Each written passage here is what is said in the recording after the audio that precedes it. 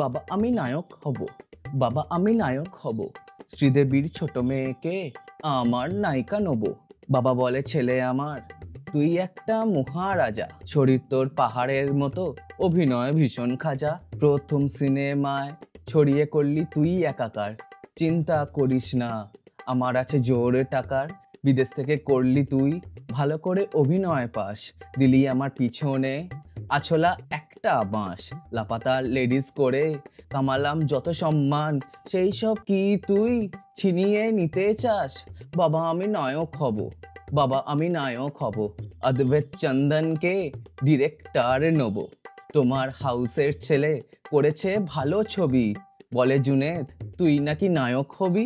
খুশি কাপুরের নেই এক্সপ্রেশন, ইংরেজিতে হিন্দি বলে, সোনার নামে ইমিটেশন বললে কি আর চলে, সিনেমার নাম লাভিয়াপ্পা, লাভ টু ডের রিমেক, আসলে চুতিয়াপ্পা বানিয়েছে কি একটা ভেক।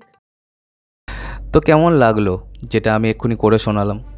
হ্যাঁ, এটাই হয়েছিল মেবি যখন লাভিয়াপ্পা সিনেমাটার মেকিংয়ের আগে।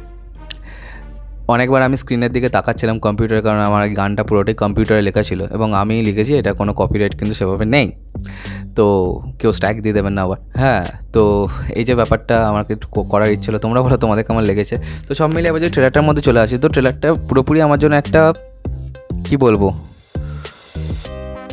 এর থেকে মানে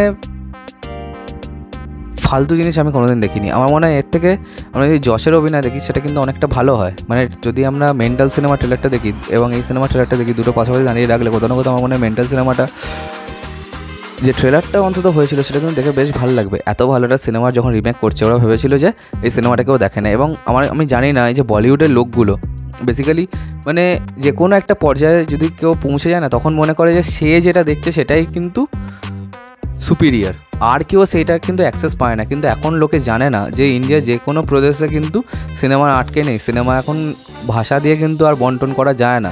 এখন যে কোনো প্রদেশের লোক যে কোনো জায়গার সিনেমা কিন্তু দেখে ফেলে। তো আমির খান হয়তো সেটা বুঝতে পারেনি। এবং সবথেকে বড় ব্যাপার, আমির খান এখানে কিন্তু একটা কাপুরুষের মতো কাজ করেছেন। তিনি একজন ভালো অভিনেতা, অল ওভার দ্য ইয়ার্স তার অনেক ফ্যান্স আছে এবং ভবিষ্যতেও হবে। আমির খানের ভক্ত আমিও। তিনি যেরকম সিনেমা বানিয়ে এসেছেন, যেরকম গল্প বলে এসেছেন, তার স্ক্রিপ্ট সিলেকশন খুব ভালো, কিন্তু লাস্ট কয়েক বছর ধরে আমরা দেখতে পাচ্ছি সে তার কোনো স্ক্রিপ্ট সিলেকশন সেরকম হচ্ছে না। তবে আমির খানের কিন্তু এই কাজটা করা উচিত হয়নি। যদি ছেলের সিনেমা বানাতেই হয় তাহলে কেন আমি নিজের প্রোডাকশন হাউস থেকে তাকে লঞ্চ করবো না? তাহলে তো কোথাও না কোথাও সেটা একটা আলাদা এজও পেতো যে আমির খান প্রেজেন্টস XYZ, যেমন রাকেশ রোশন করেছিল, এছাড়াও বিভিন্ন লোকেরা করেছিল। রণবীর কাপুরের ক্ষেত্রে ব্যাপারটা আলাদা ছিল, কারণ কি সবাই জানতো যে কাপুরদের ছেলে আসছে, এবং তার আগে সে কিন্তু অ্যাজ আ এডি কিন্তু কাজ করেছিল, ঠিক আছে, সঞ্জয় লীলা বনসালির সাথে। অলরেডি ব্ল্যাক সিনেমায় কিন্তু তার এক্সপিরিয়েন্স আছে, যে মুভি মেকিংটা কি সেটা কিন্তু সে জানে। এবার এদিকে জুনেদ বিদেশ থেকে অভিনয় পাস করেছে, এবং বিদেশ থেকে অভিনয় পাস করে এরকম অভিনয়, এটা কিন্তু মানা যায় না ভাই।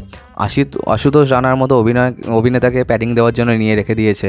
অন্যদিকে বিভিন্ন কিকু সারদাকে রেখেছে কমেডিয়ান হিসাবে, যিনি কমেডি কিন্তু তিনি খুব ভালোই করেন। তো এখানে কেন এরকম করে তিনি অভিনয় করছেন, এটা কিন্তু দেখে একদমই ভালো লাগেনি এবং খুবই অখাদ্য লেগেছে। তার যে অ্যাক্টিং স্কিল সেটা কিন্তু কখনোই নেই, এবং নায়কোচিত যে চেহারা হয় সেটা কিন্তু জুনেদ খানের একদমই নেই। আমির খানের ছেলে বলে তিনি হয়তো একটুখানি এজ পেয়েছেন, কিন্তু কোথাও না কোথাও আমার কিন্তু ব্যাপারটা দেখে একদমই ভালো লাগেনি। এবার যদি আসি খুশি কাপুরের কথা, খুশি কাপুর ইংরেজিতে হিন্দি বলেন।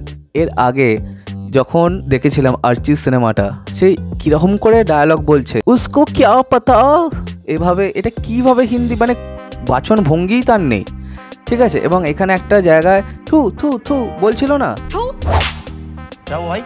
कुछ नहीं हेलो बोल रही है, মানে আমার ট্রেলারটা দেখে ওইটাই করতে গেল, থু থু থু। দিস ইজ ইট ভাই। অদ্বৈত চন্দন সিক্রেট সুপারস্টারের মতো সিনেমা বানিয়েছে, আমির খানের হাউসেই কাজ করে, লাল সিং চাড্ডা করেছে। সেখানে লাল সিং চাড্ডা যতক্ষণ দেখে বোঝা গেছে যে অদ্বৈত নিজের মতো কাজ করেছে, তখন কিন্তু কাজটা ভালো হয়েছিল। যখন থেকে আমির খান নিজে টেক ওভার করার চেষ্টা করে, তখনই ব্যাপারটা কিন্তু ছড়িয়ে লাট হয়ে গেছে। তো আমার এন্টায়ার জিনিসটা কিন্তু একদমই ভালো লাগেনি। আমির খানের কাছ থেকে এরকম ব্যাপার এক্সপেক্ট করা যায় না। শাহরুখ খান যেমন, তার বুকে ভাই পাটা আছে, রেড চিলিস থেকে আমার মেয়ে আসবে, আমি অভিনয় করবো, সাইড রোলে আমার মেয়ে, হ্যাঁ, হলে এনে নিজেকে আগে দেখাবো, তারপর মেয়ের অ্যাক্টিং দেখাবো।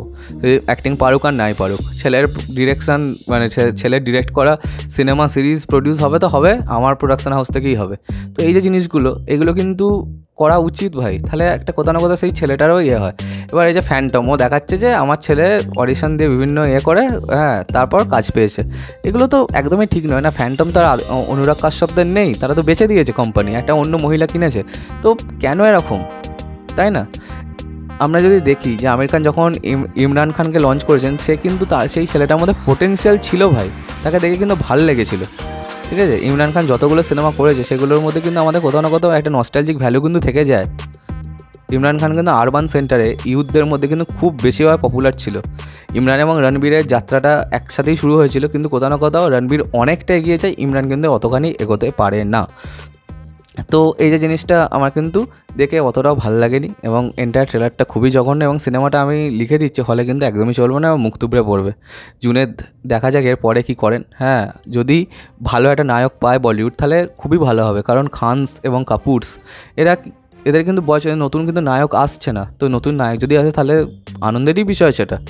কয়েকদিন আগে ওই আজাদ সিনেমাটায় অজয় দেবগানের ভাগনা ছিল, তারও কাজ ভালো হয়নি। রুষা থারানির কাজ মোটামুটি ছিল। তো এই সব কিছু নিয়ে এই ব্যাপারটা কিন্তু বলিউডের জন্য খুবই একটা অ্যালার্মিং টাইম, যে কোনো নায়ক কিন্তু তারা তৈরি করতে পারছে না যার নামে কিন্তু সিনেমা বিক্রি হবে। কয়েকদিন পর কী যে হবে তার কোনো ঠিক নেই কিন্তু বলিউডের।